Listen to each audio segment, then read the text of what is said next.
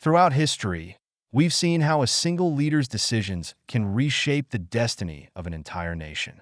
Take Lee Kuan Yew, for instance, a visionary who transformed Singapore from a struggling city-state into a global powerhouse. He dedicated his life to his country's prosperity, leading with wisdom, integrity, and humility, even as he lived a simple life, like any ordinary citizen. But what if I told you that the same power in the hands of another could bring about a very different story? Imagine a leader who doesn't lift a nation, but tightens its grip, where citizens live under an ironclad rule, stifled by propaganda, unable to practice their beliefs freely.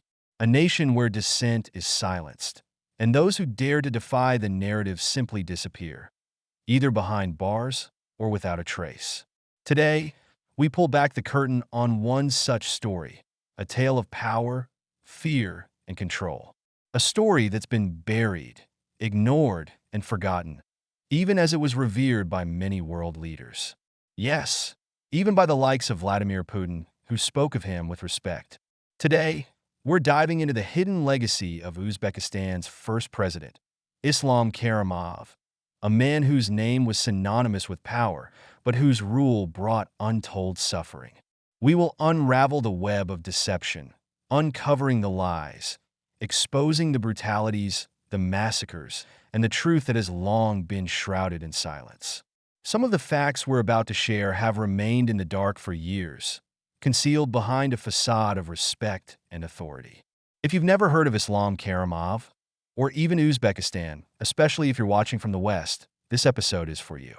Join us as we delve deep into a world of control, deceit, and the harsh realities of a regime that gripped an entire nation. Prepare yourself for a journey through the shadows, one that reveals the cost of absolute power.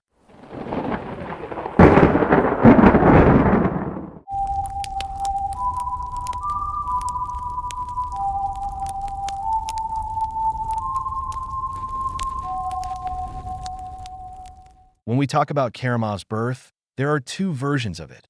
First says that Karimov was born in Samarkand to Uzbek parents who were civil servants. According to official data, his father was Abdugani Karimov, an Uzbek, and his mother was Sanabar Karimova. He was sent to an orphanage in 1941, brought back in 1942, and then returned to the orphanage in 1945.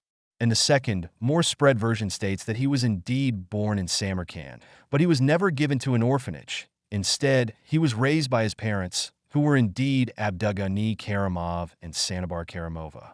His father was a well-respected person in town and was very disciplined and expected the same from his children. In 1955, he graduated from high school.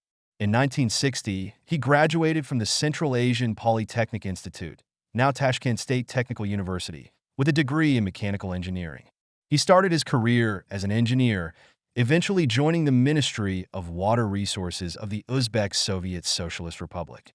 In 1967, he earned a master's degree in economics from Tashkent State University of Economics.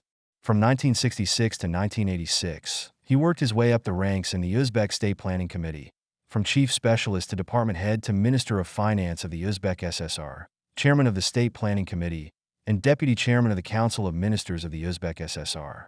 In 1986, Karimov assumed the post of first secretary of the Kashkadarya Regional Committee of the Communist Party of Uzbekistan Committee of the Communist Party of the Uzbek SSR. In 1989, he became first secretary of the Central Committee of the Communist Party of the Uzbek SSR, after his predecessor Rafik Nishanov failed to quell inter-ethnic clashes and instability in the Fergana region. From 1990 to 1991, he served as a member of the Central Committee and Politburo.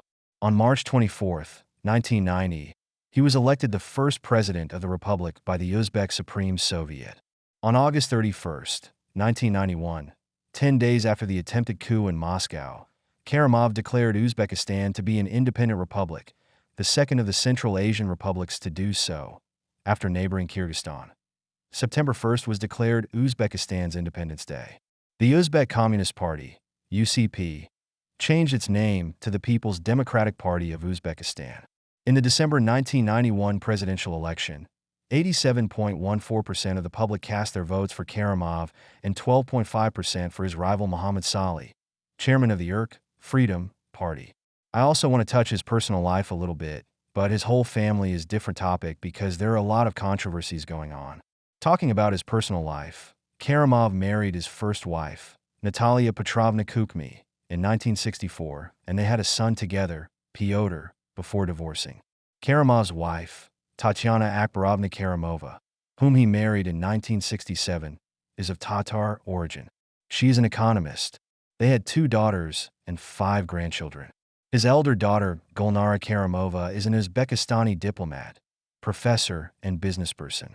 She is the founder and chairperson of the Forum of Culture and Arts of Uzbekistan Foundation's Board of Trustees and a number of NGOs focused on cultural and social aspects of life in Uzbekistan. However, his first daughter is seen as less than altruistic, and allegations that her organizations are mere front organizations for her vast business holdings and image-propping propaganda are well documented. It has been reported that since February 2014, Gulnara has been under house arrest. She has been under investigation on charges of corruption, but has said that the charges against her are politically motivated. She was later transferred to a general regime prison in Tashkent in 2019 after violating the terms of her house arrest. She is currently serving a prison sentence in Uzbekistan, which has been extended due to additional charges related to new cases of corruption and property extortion. Karimov's second daughter, Lola Karimova-Tiliyeva, is known in Uzbekistan for her role in promoting education and sports, as well as championing the rights of children. She is the founder of major charity organizations in Uzbekistan. You Are Not Alone, Republican Social Children's Fund for Helping Orphans, and Republican Center for Social Adaptation of Children, mainly focusing on disabled children and those from vulnerable groups. Karimov and his second wife Tatyana Akbarovna Karimova share 5 grandchildren: Islam Karimov Jr., Iman Karimova, Maryam Tiliyeva, Umar Tiliyev, Safia Tiliyeva. Jamshid Karimov, nephew of Uzbekistan's former president Islam Karimov, is a name largely unknown to many Uzbeks. A prominent critic of the regime, he openly opposed his uncle's authoritarian rule and human rights abuses. His activism led to his arrest in 2006, where he was charged with corruption and dissent, accusations widely seen as politically motivated. In a move that further raised concerns about his treatment, Jamshid was reportedly placed in a psychiatric ward, a tactic often used by authoritarian regimes to discredit and silence dissenters. While it was later reported that he was released in 2017 by OSCE Representative Dunja Mijatovic, his exact whereabouts and condition remain unclear, adding to the mystery surrounding his fate. Jamshid's case stands as a stark reminder of the harsh realities faced by those who spoke out against the Karimov regime.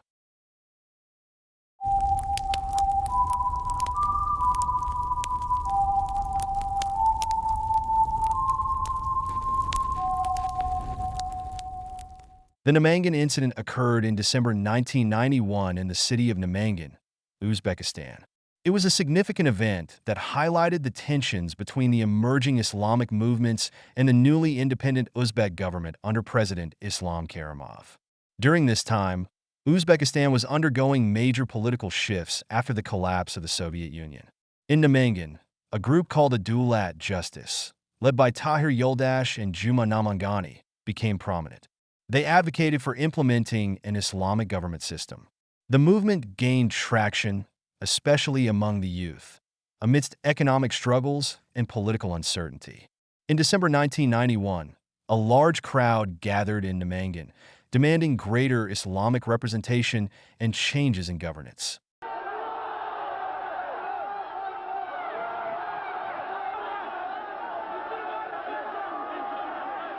The protesters, led by Tahir Yoldash, invited President Karimov to address their concerns.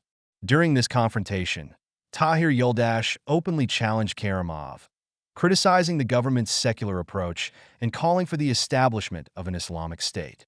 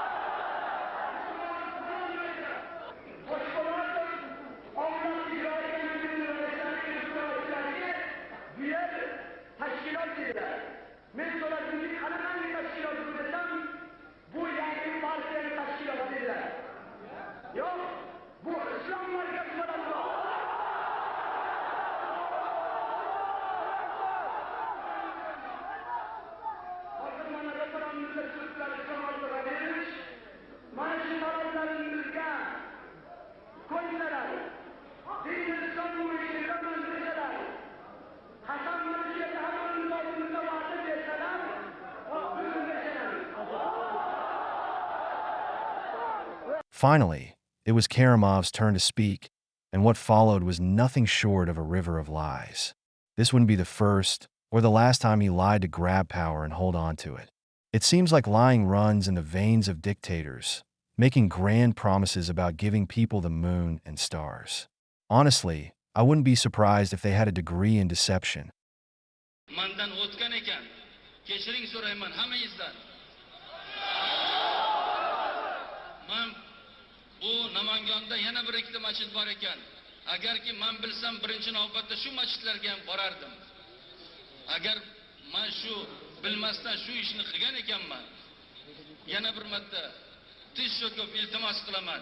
Keyingi marta kelganda birinchi navbatda sizlar bilan uchrashaman.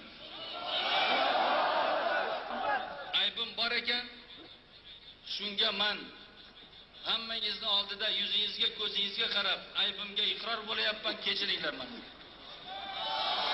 Bu darvozasi bo'lsa ham janub tomonga. Bu darvoza bo'lsa ham birinchi navbatda Afg'oniston, Pokiston, Iron, Turkiston, Turkiya bilan do'st bo'lib, ular bilan ko'mak, ulardan olib, yordam olib, bitta bir musulmon davlat tuzsak yaxshi bo'lmasmidi? Qasam ichayotganda oldimga qo'rg'on tarkarini oldimga qo'yaman, qo'limni shunday qo'yib, men musulmonman, qasam ichaman deb, hammani oldida agar prezident bo'lsam qasam ichaman. Qur'onni bu davlatni islom davlati deb e'lon qilinglar degan asosiy sizlarni talabingiz. Shu nuqtai nazardan o'zimni fikrimni bildirmoqchiman. Bu katta anjumanda ochiq aytish kerak. Sizlarni aldab bo'lmaydi. Bu masalani va'da beraman, men parlamentimizda Oliy Kengashda o'zim qo'yaman. Agarki parlamentimiz birgalashib bir jon bo'lib, sizlarni Namangan deputatlaringiz bor, noiblaringiz bor, gaplashinglar bilan. Borsin bir joyda to'planib, shu masalani yechish uchun qo'l ko'tarib, mayli islom davlati nomini olsak, This public challenge was notable as it occurred just before the first presidential elections in the newly independent Uzbekistan. Following the confrontation, President Karimov took strict measures to suppress the rising Islamic movements. Leaders like Tahir Yoldash and Namangan were forced to flee the country and later became involved with the Islamic movement of Uzbekistan, IMU, which sought to establish an Islamic state. The IMU later allied with extremist groups in Afghanistan and Pakistan, leading to further conflicts and issues for the region. The Namangan incident marked a turning point in how the Uzbek government approached religious groups, leading to stringent controls on religious practices to prevent any form of political Islam from gaining power. This event has been widely discussed as a moment when Islam Karimov asserted his authority and set the tone for his administration's strict policies on religion. Some people say Islam Karimov acted the way he did to keep extremists from gaining power in Uzbekistan. Many people in Uzbekistan see it only this way, which makes it hard to look at other perspectives. But if we look deeper, it seems Karimov may have done these things to gain power for himself and to enforce strict policies, especially on religion.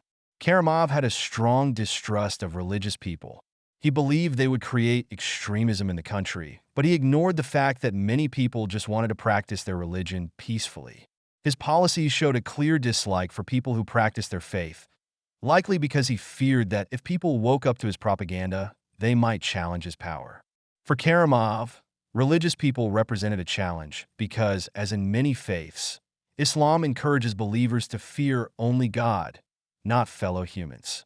The endurance of groups like the Taliban illustrates how unshakable religious conviction can be, even when faced with the strongest military forces. We don't think about losing or winning the war. We want to fulfill our duties, and if we are killed, we are killed in the way of God Almighty. So we haven't lost anything. It's a victory by itself. So we are determined to fight to the last. Karimov's rule was basically a dictatorship. The constitution was used mainly by the government and the rich, while everyday citizens had few rights. By limiting people's religious freedom and filling TV with propaganda, he created a society where people were led to idolize celebrities and politicians instead of being free to follow their beliefs. This type of influence can have major effects, and it's one reason why Uzbekistan has become known for high rates of prostitution. In Tashkent, Over 1,000 individuals engaged in prostitution were prosecuted in a span of just 3 months, with 92.8% of them coming from rural areas. This reflects a serious economic struggle, as many women are driven to such means due to a lack of financial support, showing that poverty and insufficient family providers are pressing issues in the country. In Islamic teachings, the community is viewed as one extended family, and it's the duty of local men to ensure the needs of women, especially widows or those without providers, are met. This community support can help protect vulnerable women from falling into desperate situations, aligning with the broader principles of care and responsibility in Islam. In short, Karimov didn't like religious people and wanted to control beliefs across the country. This is what dictatorship is about, forcing personal views on others. One of the early times people resisted Karimov was the student protests in Tashkent in 1992. Back then, people had the courage to stand up for what they believed, though Karimov soon took harsh actions to stop such opposition. His response set the stage for his strict rule in the years that followed.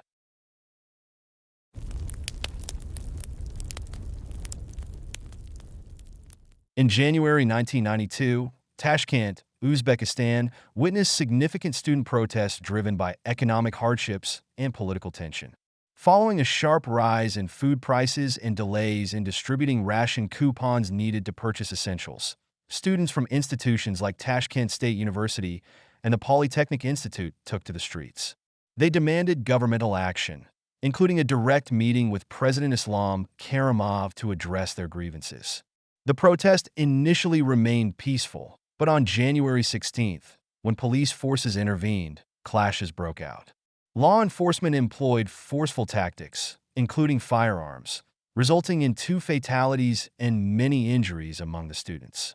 The protests persisted into the following day, with renewed calls for an investigation into the use of violence. Unfortunately, this second day also saw the use of excessive force by police, leaving dozens injured. The government's response to these protests reflected its stance on controlling opposition and limiting freedom of assembly, as it strictly enforced a 1991 decree that restricted public gatherings. These student protests are often viewed as an early sign of growing opposition in Uzbekistan, highlighting the challenges of economic reform and the political repression that characterized Karimov's government. They also set a precedent for the government's approach to dissent, as further restrictions on political opposition and religious expression became more common in the years that followed. Until now, no one knows the reason for killing those students. Maybe it was to intimidate others by killing some. But it's just inhumane to kill young, innocent students who may know or not know what they were doing at that moment without any legitimate reasons. They weren't armed or a big threat to a fully armed whole army. We were scared even going to the hospital for our injuries because everyone was scared to be arrested and put into jail, said one of the students who attended the protest that day. Karimov managed to stop protests, but by killing 2 innocent young lives. And it is not going to be the last time we witness this type of incident. Even bigger one was about to happen, and it's going to be the biggest controversy and massacre in the history of Uzbekistan.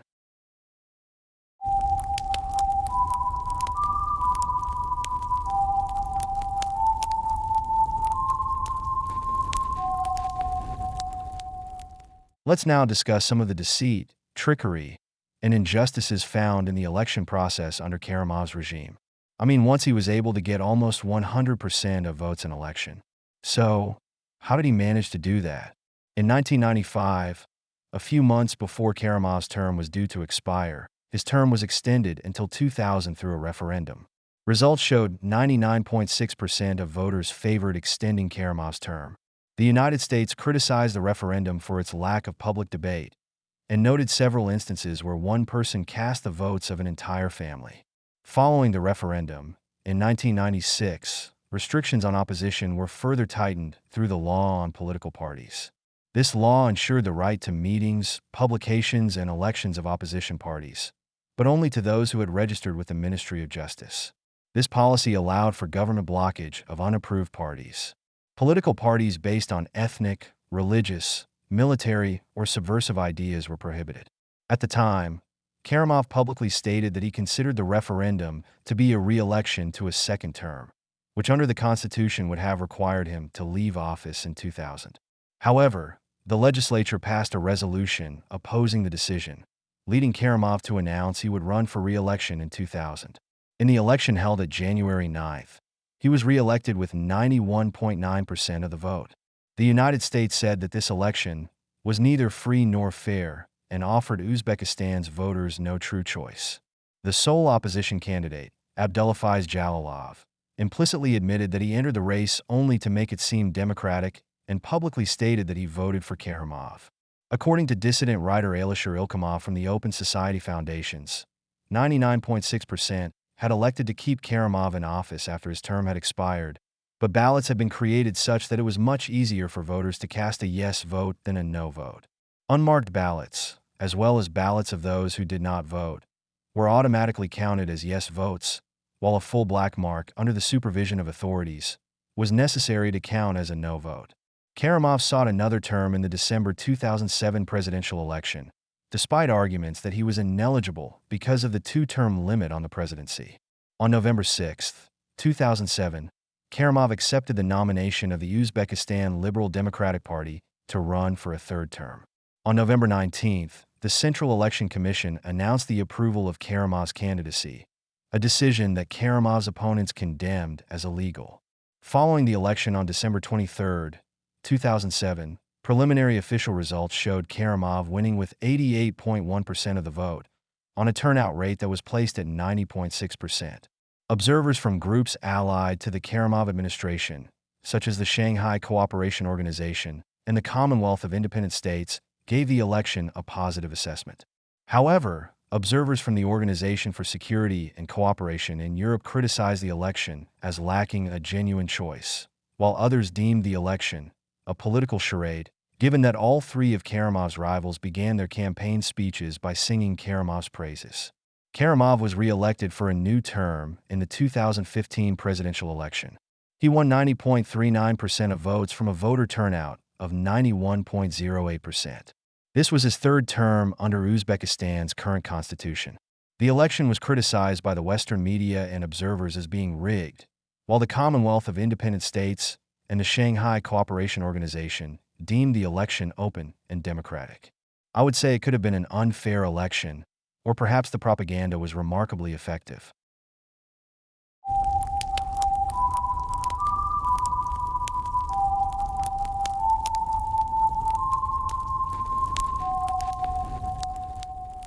After gaining independence on August 31, 1991, Uzbekistan entered a period of both hope and repression. While September 1st was celebrated as Independence Day, President Islam Karimov quickly established an authoritarian regime, justifying his control through anti-Islamism and ethnic identity narratives. Initial political openness faded as alternative political voices were silenced, dissent was suppressed, and human rights concerns were dismissed.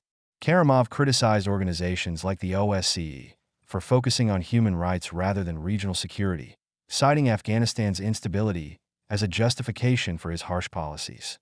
These measures set the stage for widespread repression, targeting religious groups, media freedom, and opposition voices under the excuse of maintaining national stability. Karimov had originally cultivated Islamic symbols after independence in order to co-opt religious opposition. In May 1999, as a response to the threat of Islamic radicalism, the Oli Majlis revised the law on freedom of conscience and religious organizations to impose new restrictions on religious groups. The construction of mosques, for example, required permission and specific documentation. An assassination attempt on Karimov in 1999 elicited even more repression of Islamic groups. After the September 11th attacks in 2001, Uzbekistan was considered a strategic ally in the United States' War on Terror campaign because of a mutual opposition to the Taliban. Uzbekistan hosted an 800-strong U.S. troop presence at the Karshi-Kanabad base, also known as K2, which supported U.S.-led efforts in the 2001 invasion of Afghanistan. The move was criticized by Human Rights Watch, which said the U.S. government subordinated the promotion of human rights to assistance in the war in Afghanistan. U.S.-Uzbek relations deteriorated in May 2005 when Karimov's government strongly encouraged the abandonment of the U.S. base in the face of U.S. government criticism of the government killings of protesters in Andijan. In July 2005, U.S. military forces left Karshikanabad. The next chapter of our video is going to be exactly about that horrific massacre that happened in Andijan. Karimov meets with U.S. Secretary of Defense Donald H. Rumsfeld in the Pentagon on March 13, 2002. Karimov mobilized against the Islamic movement of Uzbekistan and Hizb ut-Tahrir, two Islamist organizations which have been designated as terrorists by his government. The Uzbek government sentenced Tahir Yildiz and Juma Namangani, leaders of the IMU, to death in absentia. Namangani died in Afghanistan in 2001, and Tahir Yildiz was killed in an airstrike on August 27, 2009. From 1991 to 2004, the government imprisoned over 7,000 Uzbeks for Islamist extremism and silenced imams like Muhammad Rajab, who advocated for more open democracy in the early 1990s. These fears of extremism arose out of discourse among the Islamic movement of Uzbekistan of a jihad against the Karimov regime.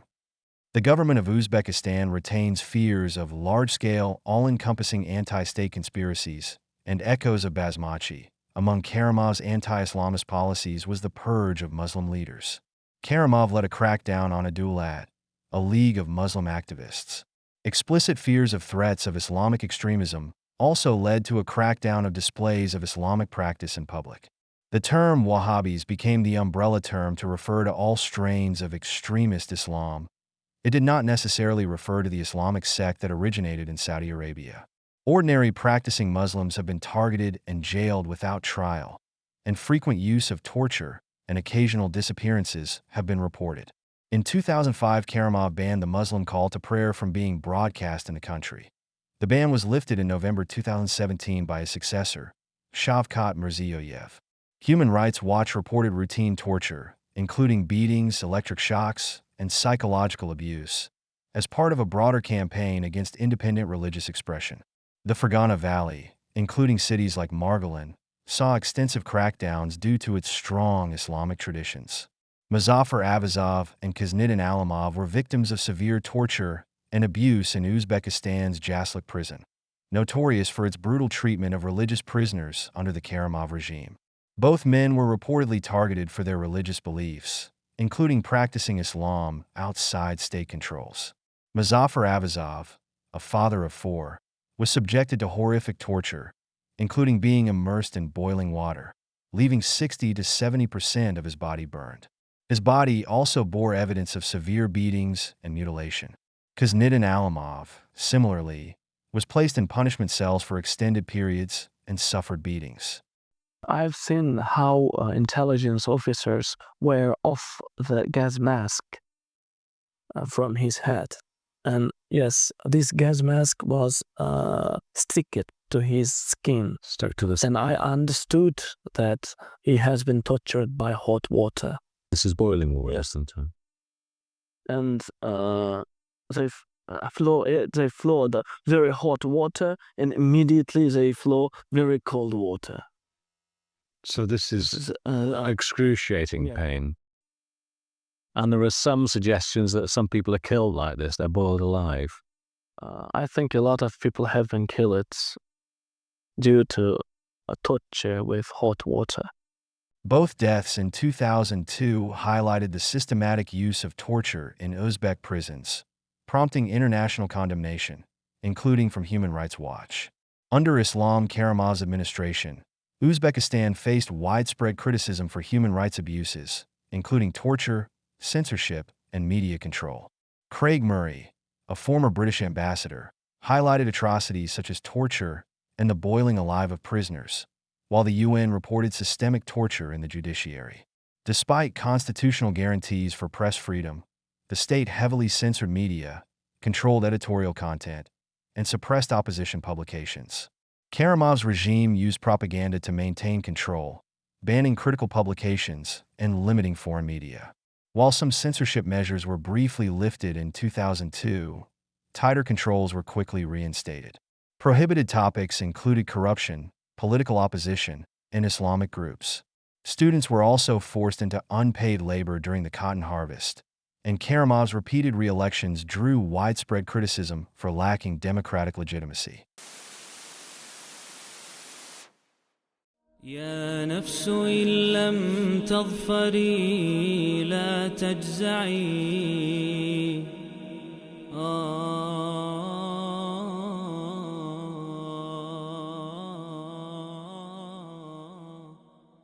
This video really matters to us. Producing videos like these requires significant focus and detailed work in research and editing. It wouldn't be possible without our today's sponsor, No Copyright Nasheeds. No Copyright Nasheeds is your go-to platform for halal, vocals only, and imitation-free nasheeds. Whether you're creating content or simply seeking soulful Islamic melodies, their extensive collection of over 1,000 nasheeds from more than 100 talented artists has something for everyone. They also offer halal background wallpapers for your desktop and smartphone. But there is even more, and we recommend you check them out by yourself. The link is in the description below. And don't forget to use our promo code WW99 to get 15% off your first month for any kind of purchases. Let's leave music by replacing haram with halal and help our brothers to fight this satanic industry. Now let's get back to the video.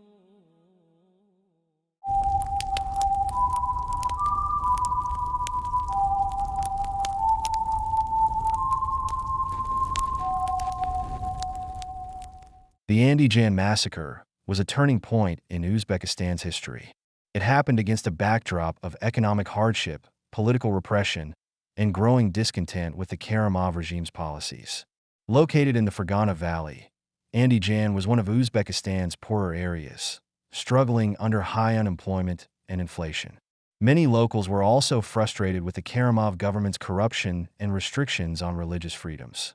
Several businessmen, who were influential in Andijan and connected to the Akramia group, had been arrested on charges of extremism in the months leading up to the massacre. Akramia, founded by Akram Yuldashev, was a religious movement with a social support focus and was generally seen as moderate by locals. However, Uzbek authorities classified Akramia as a terrorist group and claimed it sought to undermine the government. This set the stage for what would become one of the most tragic events in Uzbekistan's recent history. There are two versions of what happened on that day: Uzbek government media coverage and international coverage with eyewitnesses. Let's explore both versions, so everything will be clear at the end: who is hiding the truth and who is trying to reveal it. Day of the massacre. Events as reported by Uzbek media. On May 13, 2005, Uzbek media reported that an armed group of militants stormed the Andijan prison, freeing prisoners and seizing government buildings in an apparent coup attempt. According to state accounts, these militants, labeled as Islamic extremists linked to Akramia, aimed to destabilize the government and impose an extremist regime. Government officials stated that soldiers acted to re-establish control and protect civilians. State media further emphasized that only terrorists were targeted, downplaying civilian casualties by estimating around 200 fatalities. Government-controlled news channels were said to focus briefly on the crisis, referring to the attackers as bandits and criminals while minimizing reports of excessive force by the military. International reports of the massacre. International media, including the BBC and organizations like Human Rights Watch, documented a different sequence of events, primarily from witness testimonies and foreign reporters. According to these sources, a large group of unarmed civilians gathered in Andijan's Babur Square to peacefully protest, demanding justice for the imprisoned businessmen and voicing broader concerns about corruption and poor economic conditions.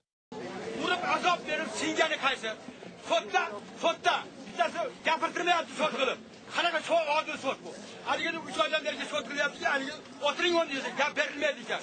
Haligi guvohlarni birinchi 20 guvoh dedi, boshqa dedi. Nimasiga guvoh? Agarda aybi bo'lsa, bir mana gunohi bo'lsa, otvar dedim. Shunga endi nima deysizlar xalq? Andijan xalqida tug'ilganman, 70 ga kirdim. Katta bolam bor, 10 ta nevaram bor. Shu nima tarafdan men adolat bersin.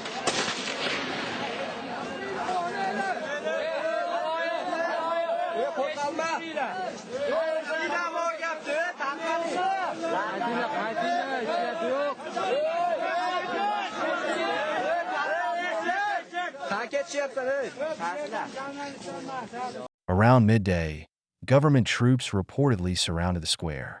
They had blocked all the exits from Babur Square with armored personnel carriers, preventing people from dispersing home. Instead, they drove the crowd into a closed street, Chulpan Avenue. Witnesses described the soldiers' approach as silent and systematic. By the evening, troops began firing into the crowd without warning. Reports suggested that snipers were positioned strategically, shooting indiscriminately at people attempting to flee. Bir payt ko'rishib bir nima qilib tursak, mana shu darillatib otib ketdi-da. Mana shu katta bitta mashinada dir u yoqqa o'tadi. Voy, hali ko'rish bo'lganimizdan keyin bo'ldi.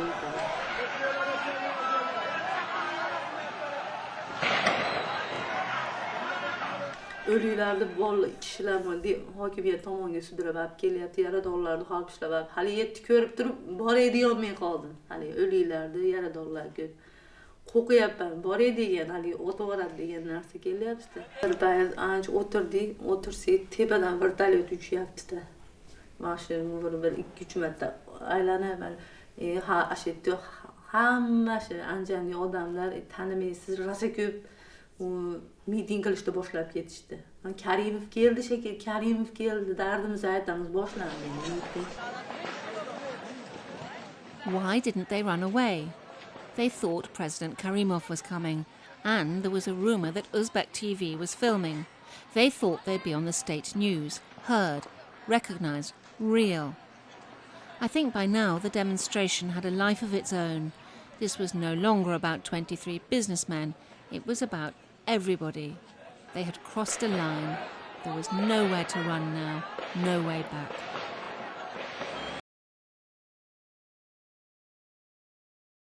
Usturinmas, meni aholimni rastaga qilib tashladi. Mana o'liklar yotibdi o'zi.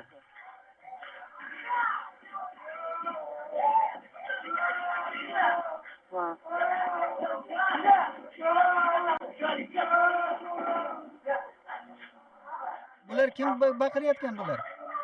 Odamni ranit qilgan, bu yerda otishyapti bular odamlarni. Qaysi tomondan kelyapti? Qaysi tomondan kelyapti bu terlar? Hamma tomondan bostirib kelib otyapti xalq. Sizlar endi nima qilmoqchisizlar? Otadi aytib qo'ygan.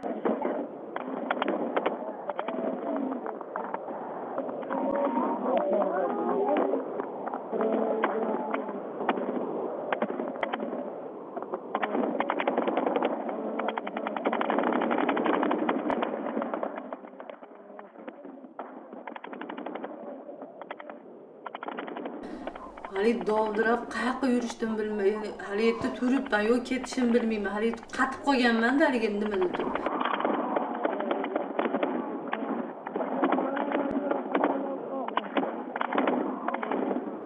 Lekin ash paytda o'tirib osmonga ko'zimga yig'ladimki, nahotki borani 1 soat 2 soatdan keyin hammamiz shu joyda hamma o'lib ketarmikin, shu joyda.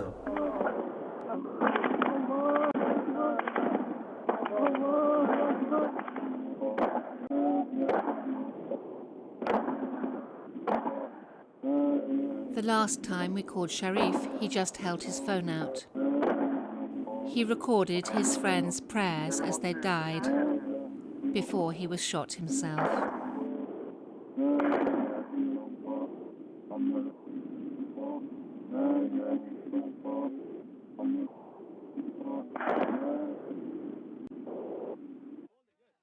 These scenes of deliberate killings prompted eyewitnesses to allege that troops not only shot to disperse the demonstration, but to summarily execute anyone who took part in it. Later, some tortured detainees recounted that police said they had received orders supposedly emanating from the president himself to shoot to kill. Some accounts indicate that bodies were left in the streets, and evidence points to systematic removal of bodies by the government, possibly to cover up the scale of the violence. The death toll estimates range widely. Uzbek authorities claimed fewer than 200 deaths, while independent sources and international reports estimated anywhere from 500 to 1,000 casualties, many of whom were unarmed civilians. But until now, no one knows the exact numbers of casualties. According to Ikram Yakubov, a major in Uzbekistan's secret service who defected to Britain in 2007, the government had propped up the Islamist organization Crimea, which the Uzbek government blamed for fomenting the incident that led to the protests. He believes that the attacks were a pretext to repress dissenters. According to Yakubov, President Karimov personally ordered government troops to fire on the protesters. This nightmare always with me. I can't sleep properly. Because when I sleep, I see these nightmares in my dreams. In response to the military sanctions imposed by the US and Europe, Karimov expelled US forces from the Karshi-Kanabad military base.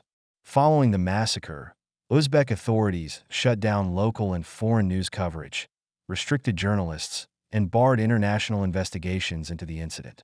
Accounts from defectors, including former government officials, later suggested that the government had planned the military response, perhaps as a calculated measure to suppress dissent. The international community condemned the Uzbek government's actions, with human rights organizations demanding an independent inquiry. However, Uzbek authorities refused, insisting that they acted against terrorists.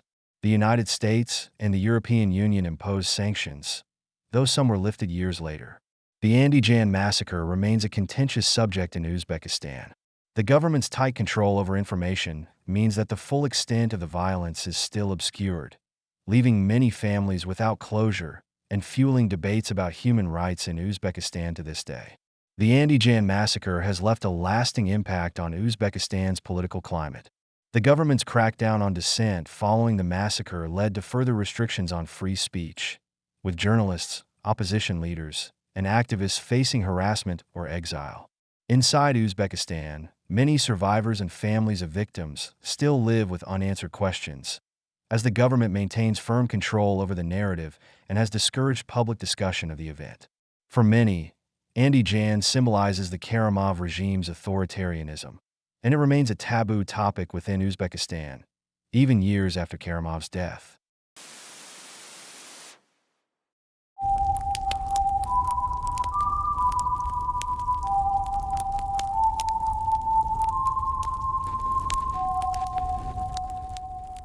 Islam Karimov's health was a closely guarded topic, with government officials declining to discuss it publicly until his final days in 2016. In March 2013, rumors of a heart attack surfaced, but were denied. On August 27, 2016, he was taken unconscious to the Central Clinical Hospital, where a CT scan revealed a severe subarachnoid hemorrhage, or, in simple words, a stroke. Although he initially went into cardiac arrest, resuscitation restored cardiac activity, but he remained in a coma on a ventilator. On August 27 to 28, medical specialists, including neurosurgeons and cardiologists from around the world, were consulted about his condition. By August 29, unconfirmed reports of his death circulated, but were denied, and his daughter Lola Karimovatilayeva reported he was stable. On September 2, Karimov's health declined sharply, and later that day, Turkish Prime Minister Binali Yildirim became the first official to confirm his death. According to the official report, after a final cardiac arrest at 8:15 p.m., Karimov was pronounced dead at 8:55 p.m. After the death of Karimov, the Prime Minister, Shavkat Mirziyoyev, was appointed the head of the committee organizing the funeral of the president. A large number of world leaders, including the presidents of the United States, China, Russia, and India, immediately expressed their condolences. Uzbekistan declared 3 days of mourning, and Uzbek embassies opened the book of condolences. Azeri President Ilham Aliyev, Latvian President Raymond Zvajonis, Chinese Prime Minister Li Keqiang, and Pakistani Prime Minister Nawaz Sharif visited Uzbek embassies to sign the book.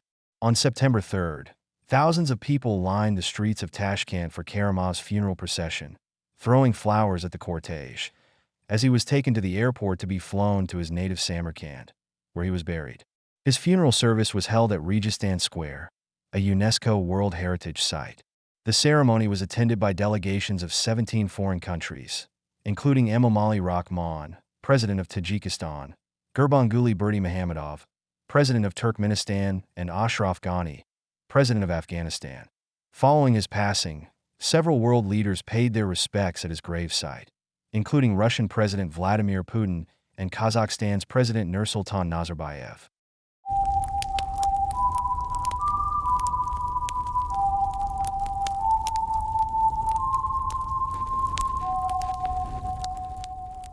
After the death of President Islam Karimov, people in Uzbekistan have different opinions about whether he truly cared about the nation.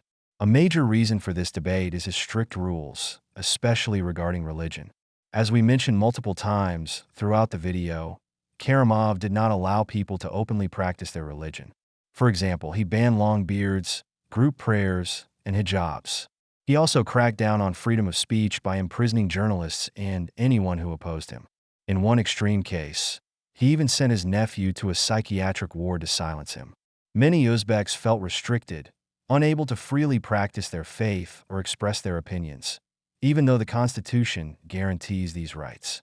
His leadership created a gap between what the law promised and how people lived. Another reason for criticism is a controversial video where Karimov spoke disrespectfully about Uzbek workers abroad. Endi dangasalar hozir O'zbekistonda kamdan kam. Dangasalarni kimni hisoblayman? Moskvani borib ko'chalarni, maydonlarni supuradiganlar. O'tda nima yo'q. Odam jirkanadi. O'zbek millatidan shunaqa borib o'ziga bir-birdan non topish uchun shu yoqqa borish kerak ekan. O'zbekistonni o'zida hech kim ochlikdan o'layotgani yo'q. These workers leave the country to earn better wages to support their families. Despite their hard work and their significant contribution to the Uzbek economy through remittances, Karimov's remarks upset many citizens. These key issues are why some Uzbeks view Karimov's legacy negatively, while others still defend him for maintaining stability in the country. Even after Karimov's death, Uzbekistan faced many problems because of his leadership and the people and authorities whom he left behind. His strict rules made it hard for the country to grow and develop. Young people struggled to find good jobs, and many continued to rely on working abroad. His authoritarian style also created a lack of trust in the government, which makes it difficult for new leaders to connect with the people. The effects of his policies still create issues for freedom and human rights in Uzbekistan today. We recently spoke with someone from Uzbekistan who shared his experiences under the leadership of President Islam Karimov. For his privacy, we'll simply read his message with a different voice and refer to him simply as the Uzbek interviewee. Let's listen as he shares his personal perspective on life during that time and also the current situation inside the country. Recently, I came to realize that I spent my childhood up to my university years under the influence of lies and propaganda. I reached this understanding by returning to God's path, learning English, and encountering valuable videos from insightful people. It wasn't just the government or society that trapped me in this web. My parents, without realizing, also played a part. Unfortunately, similar situations exist in nearly every family. When children try to express their thoughts to their parents, they're often silenced with, "You're too young, you don't know anything yet." This response leaves children unsure where to turn with their thoughts, unable to step out of the limits set by their parents. I, too, went to the same schools and colleges as my older siblings, following the path they took. This chain of influence, though, starts from society and the government itself. Under Karimov's rule, we lived in a strict dictatorship. Beards and congregational prayers were banned, and women couldn't wear hijabs. This situation led to the spread of various moral issues in society, and it continues even today. When Shavkat Mirziyoyev became president, he introduced some relaxation regarding religious freedom, allowing women to wear the hijab and people to pray in congregations at mosques. But restrictions remain. Young people still face limitations on growing beards or following certain religious practices, and in some cases, police have even forced young men to shave. I fear we may gradually be returning to the Karimov era. Some individuals, unable to freely practice their religion, have been compelled to emigrate. In Uzbekistan, only one particular Islamic school of thought is commonly followed, and other approaches are often met with intolerance. Most people here seem like robots, focused mainly on getting married, buying a car, or purchasing a house. Those with innovative ideas for the community often find work abroad, with only a few returning to contribute locally.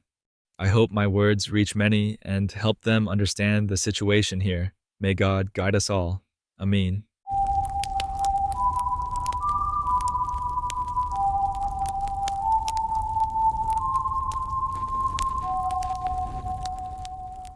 Shavkat Mirziyoyev became the president of Uzbekistan in 2016, after the death of Islam Karimov, the country's leader for 25 years. His leadership has brought big changes to Uzbekistan, though some problems remain. Under Mirziyoyev, the government has focused on opening up the economy, reducing corruption, and attracting foreign investments. He has also made life a bit freer for people, releasing some political prisoners, allowing more freedom of speech, and making it easier for the media to work. However, these changes have been small, and the government still controls much of the country. Religion is a sensitive issue. Mirziyoyev has given people more freedom to practice Islam, like allowing hijabs and more access to mosques. But the government is still strict, keeping a close watch on religious groups to stop extremism. Long beards and niqabs are still a big concern, because in the eye of the government, long beards and niqabs represent extremism, while in Islam, it means just following God's rules respectfully, which is every Muslim's main duty in life. Although Uzbekistan's constitution includes articles about freedom of religion, these rights are often disregarded by the government and authorities in practice. This contradiction undermines the constitution's intended role as a protector of individual freedoms and makes it less powerful for the population. Such actions reflect signs of authoritarianism, where constitutional guarantees are ignored and personal freedoms are restricted to maintain governmental control. Mirziyoyev has also worked hard to improve relationships with neighboring countries, unlike the previous government, which kept Uzbekistan isolated. His approach has helped the region work together better. Still, critics say Uzbekistan is far from being a true democracy. Local leaders and old officials from the Karimov era slowed down reforms, and the security forces remain powerful. Some say the changes are just enough to look good, but not enough to give real freedom. Mirziyoyev has made progress, but much work is still needed. Whether his reforms bring lasting change depends on how far he's willing to go. There are some controversies and actual facts surrounding Shavkat Mirziyoyev's family. Shavkat Mirziyoyev's presidency has faced criticism over the growing influence of his family. His daughters, Saida and Shanoza, hold prominent positions in media and government, raising concerns about nepotism. Saida, in particular, has become a key figure in shaping Uzbekistan's public image. There are also rumors that Mirziyoyev is positioning his son-in-law, Oybek Tursunov, for a major political role, sparking fears of a family dynasty similar to Islam Karimov's era. Critics argue this undermines reforms and concentrates power within his inner circle, despite promises of transparency and modernization. While these claims are largely speculative, they fuel ongoing debates about Uzbekistan's political future.